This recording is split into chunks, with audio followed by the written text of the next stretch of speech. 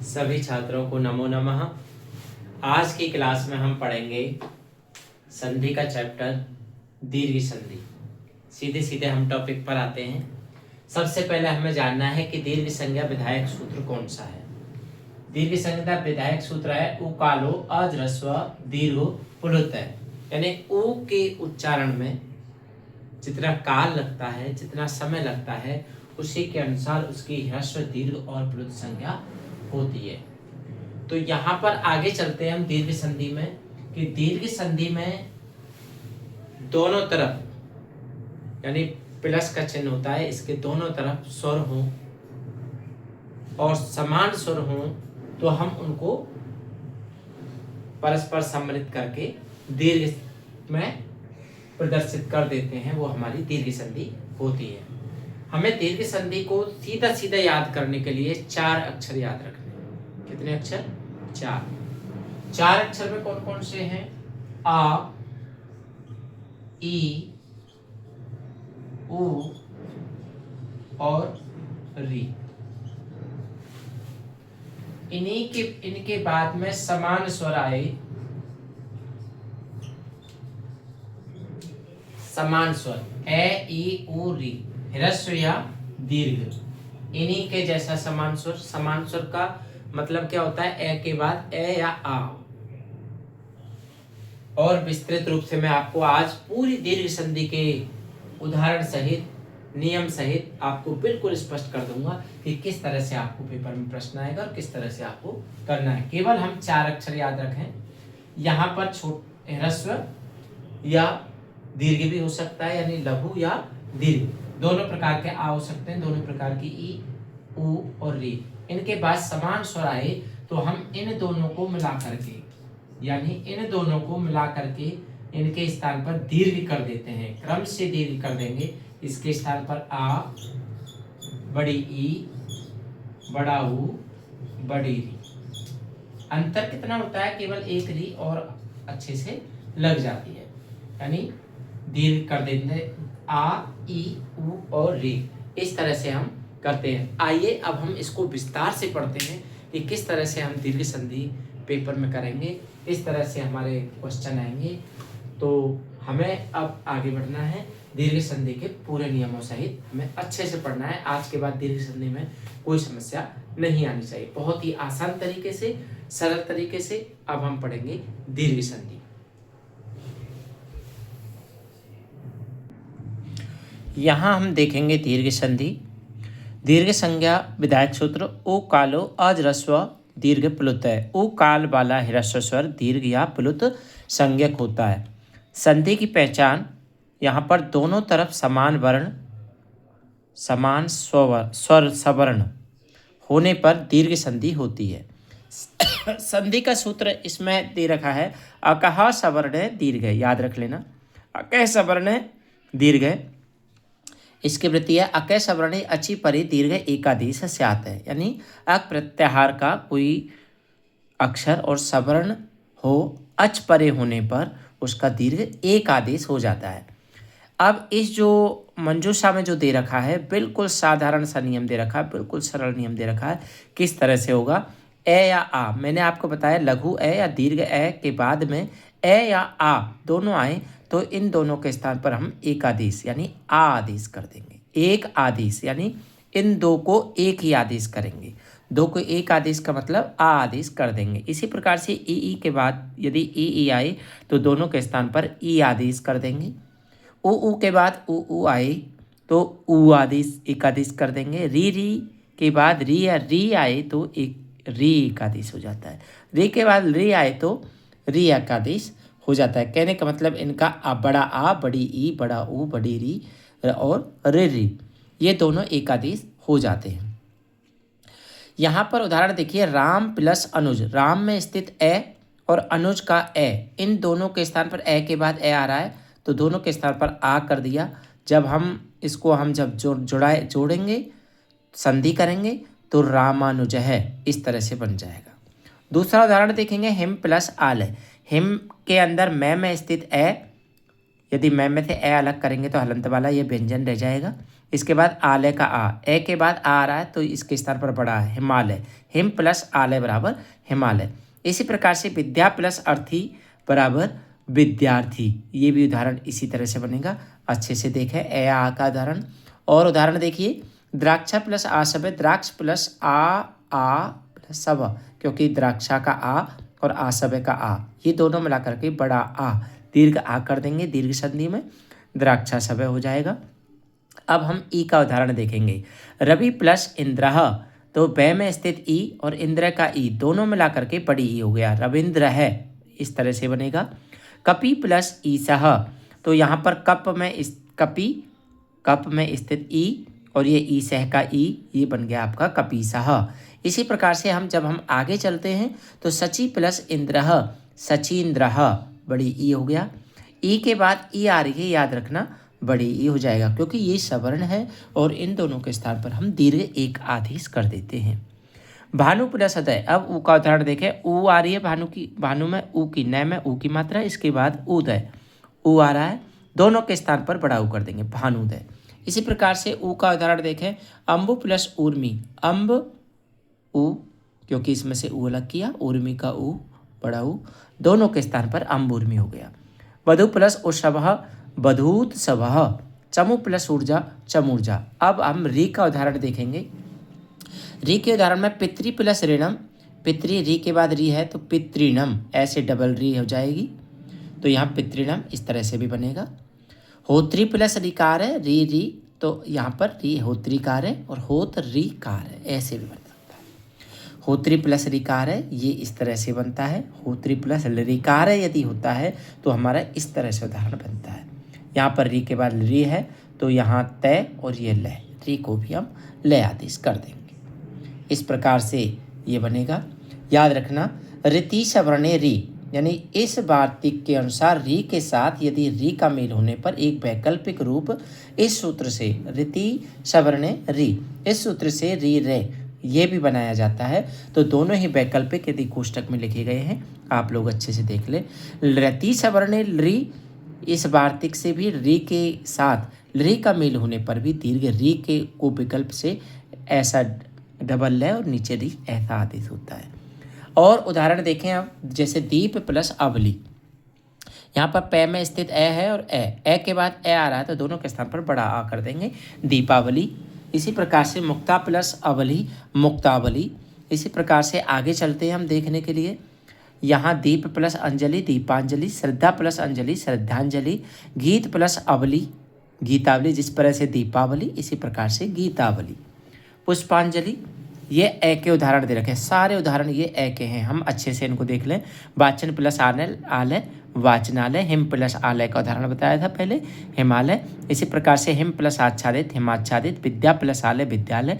चिकित्सा प्लस आलय, चिकित्सालय। अग्र प्लस आसनम, अग्रासनम। अग्र प्लस अंशनम, अग्रासनम। धर्म प्लस आत्मा, धर्मात्मा। नयन प्लस अम्बु, नयनाम्बु। कारा प्लस आवास, कारावास। जिव्या प्लस अग्रम, जिव्याग्रम। वार्ता प्लस आलापः, वार्तालापः। शुभ प्लस आरंभ, शुभारंभ। कलह प्लस आडंबर, कलहाडंबरम। बल प्लस अधिकेन प्लस अपि, तो बलाधिकेनापि। देखिए यहाँ पर ए और ए दोनों मिलकर के यहाँ भी है और यहाँ ए और ए दोनों मिलकर यहाँ भी है, दोनों दीर्घ संधि हैं। चय प्लस आदाय, चादाय। और इसके उदाहरण यहाँ बहुत सारे उदाहरण दे रखे हैं, अच्छे से पढ़ें। स्व प्लस अर्थ, स्वार्थ। Him plus Anshu, Himanshu. हास्य प्लस आस्पदम, हास्यास्पदम। शस्त्र प्लस आगार, शास्त्रागार। पद प्लस आक्रांतः, पद आक्रांतः। तथा प्लस अपि, तथापि। और भी उदाहरण इसके दे रखे हैं। दया प्लस आनंद, दयानंद। पुण्य प्लस आत्मा, पुण्यात्मा। न प्लस अस्ति, ये पेपर में आया था अब की बार, ना अस्ति। बहुत सरल सा उदाहरण आता है और बहुत ही हमें अच्छे से यदि हम गौर करके देखें तो हम बहुत ही सरल तरीके से उसको करने में समर्थ होंगे। हता प्लस अश्व, हताश्वः। इसके बाद हम आगे चलते हैं और भी उदाहरण देखें। तुंडेन प्लस अस्य, तुंडेनास्य। अंकेन प्लस आदाय, अंकेनादाय।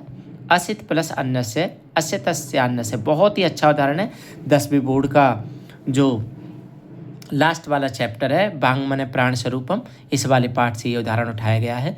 बहुत ही अच्छा उदाहरण है। असित प्लस अन्नस्य, असितस्य अन्नस्य, न प्लस अस्ति नास्ति और फिर अदाराणम। ऐसे उदाहरण आजकल बहुत देखने को मिलते हैं। दोनों संधि एक ही है, कभी कभी अलग अलग संधि भी होती है, लेकिन हम याद रखें कि इस संधि में यहाँ केवल हम दीर्घ संधि ही पढ़ रहे हैं, इसलिए हम दीर्घ संधि के बहुत सारे उदाहरण हम आपके सामने छाट करके लेकर के आए हैं। तथा प्लस अन्यापि तथा अन्यापि, ग्रह प्लस अभ्यंतरे ग्रभ्यांतरे, भग्न प्लस अवशेष भग्नावशेष, ईशा प्लस आवास्यम ईशावास्यम, च प्लस अपि प्लस अलंकृतम, चापी। यहाँ पर देखिए, यहाँ यण संधि भी दे रखी है और यहाँ दीर्घ संधि है, इसलिए स्वांके स्वांके, भोजन प्लस अंते ने भोजनांते, समास प्लस अंते समासांते, समान प्लस अवजनो सभा समानाभिजनो, निशा प्लस अंधकारे निशा अंधकारे, खगाधिपय खग प्लस अधिपय खगाधिपय। ठीक है। बभंज प्लस अस्य, क्योंकि ये उसी के उदाहरण हैं पाठ के, अपने चैप्टर के, बोर्ड की क्लास के, बभंजास्य। अब आगे चलते हैं, हम ई का उदाहरण देखेंगे जल्दी जल्दी।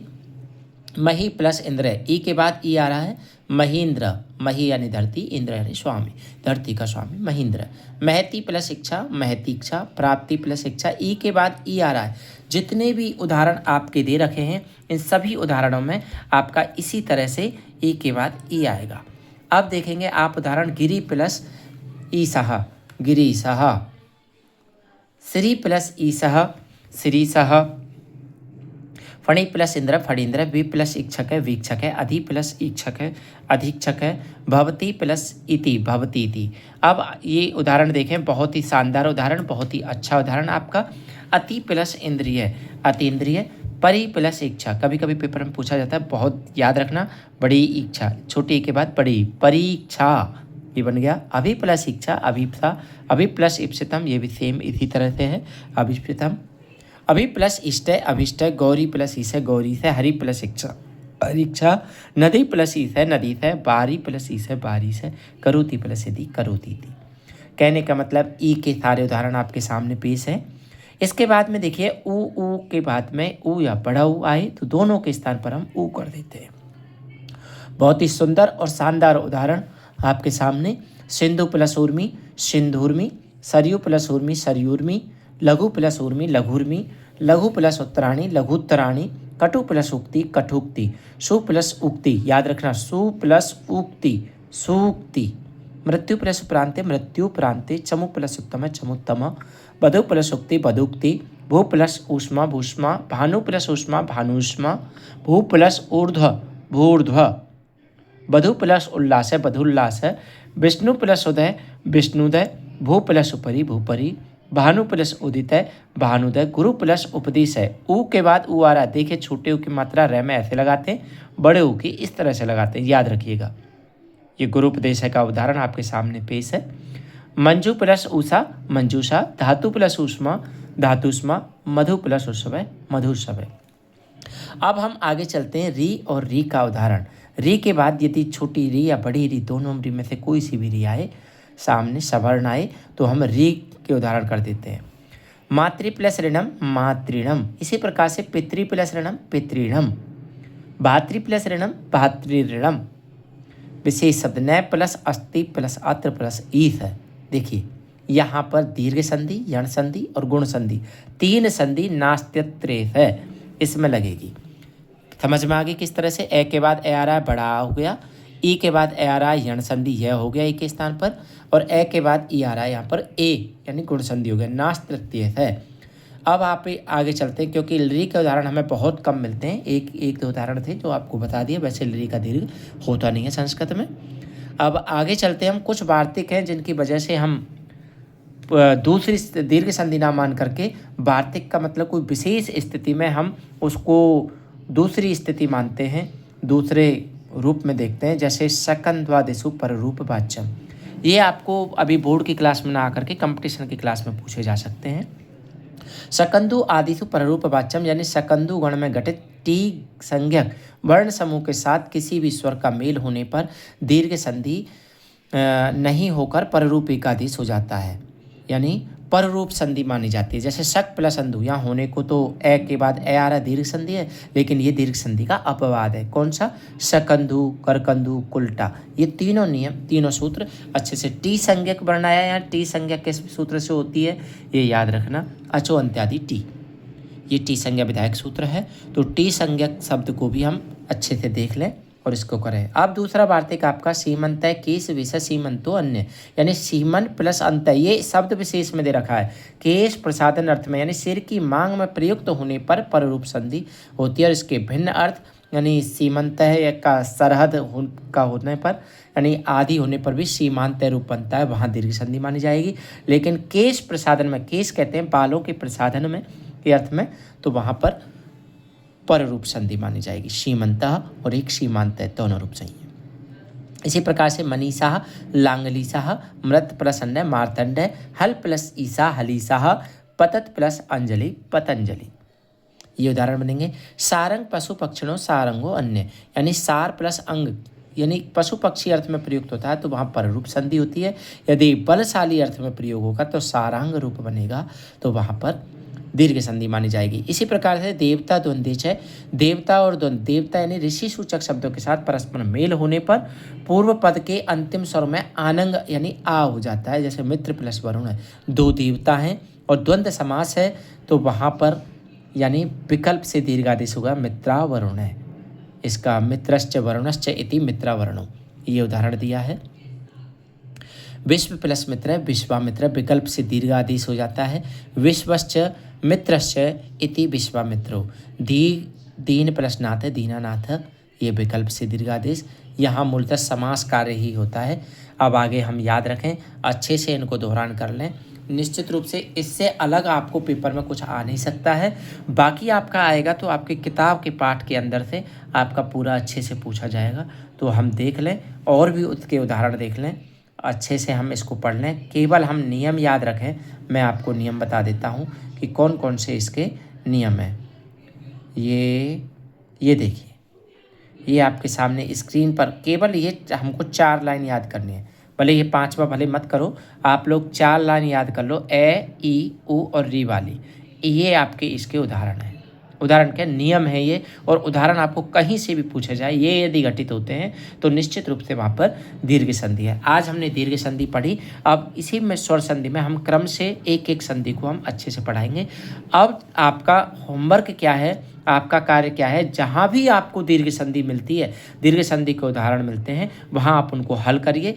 किसी शब्द में या किसी पद में आपको कठिनाई मिलती है तो पुनः आकर के पूछेगा, हम आपको बताएंगे कि कौन किस प्रकार से इसमें दीर्घ संधि आदेश हुआ। आज हमने सरल तरीके से दीर्घ संधि सीखी, और भी हम आगे दीर्घ संधि के विषय में हम चर्चा कर सकते हैं। अब हमने अब कंप्लीट विस्तार से पढ़ ली है। अब हम आगे पढ़ेंगे अपनी जो संधि है वह आपकी संधि स्वर संधि का ही अगला भेद हम पढ़ने जाएंगे। ठीक है, आप सभी के लिए नमस्कार। अब अगली संधि के लिए पुनः अगली वीडियो में हम आपसे फिर मिलेंगे। धन्यवाद।